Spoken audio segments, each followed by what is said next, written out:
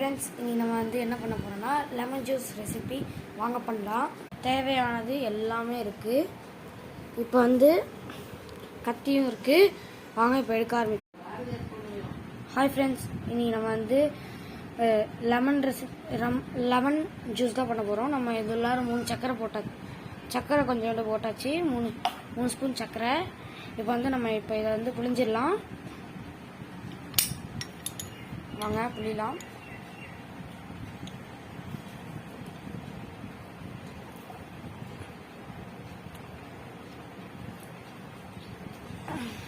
இருங்க, இப்போ லைட்டாக இப்போ எடுத்துடலாம்.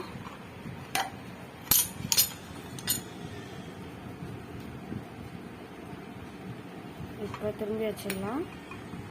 இது வச்சு பண்ணிக்கலாம்.